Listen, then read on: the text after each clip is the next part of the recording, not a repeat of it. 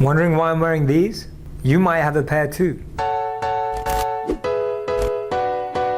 Studies show that 85% of people worldwide hate their jobs. Considering the average person spends over 90,000 hours at work in their whole lifetime, I think this is important to talk about. And it kind of affects parts of our life without us even knowing. Couples in relationships where one of the partners spends 10 or more hours at work on average in total are more likely to get divorced twice as much. I want the toilet seat left the F down. 25% of employees say that work is their number one cause for stress, and 40% of people say that their jobs are just extremely stressful. That's crazy. This totally blew my mind. In Japan, over 10,000 people drop dead at their desks every year because of working consistent 70-hour work weeks. The phenomenon is called karoshi, translated as overwork death. And on top of all of that, just to make matters worse, we spend 100 hours a year commuting. Luckily, I got the commute to relax. And even if you know what you love, you've had that experience, why are you not doing it? I know why, because I was there too. It's this thing called risk, or maybe it's fear, or maybe it's worry, or maybe it's security. And those are all valid reasons, if they were the real ones. The number one reason why we don't is because of these. The golden handcuffs. They're real. We're so dependent on that salary, the money that we've got used to, a lifestyle, that we're willing to trade what we really love and want for what we think we need. Maybe sometimes we're overcommitted. You've got a big mortgage on the house. You're used to fancy things. You're used to traveling 3 or 4 times a year. We get addicted to these. More, I want more.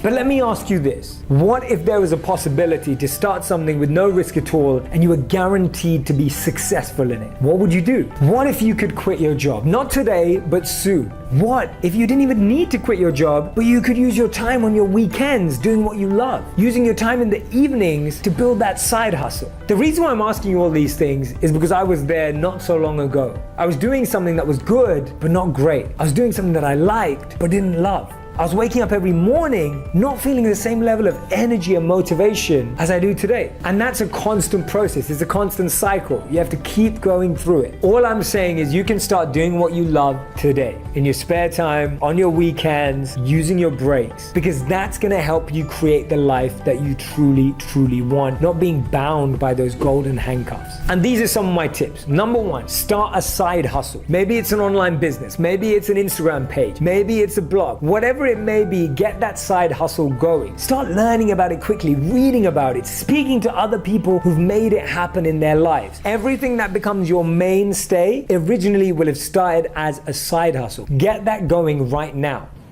Okay, I will. Tip number 2, don't waste your weekends and evenings on Netflix. Please use them to be creative, express yourself, connect and network with the right individuals. Go out to events, go and do a course, go and do an online course. There's so much access out there to knowledge. Use your time wisely to be educated more than just being entertained. And number 3, experiment and test.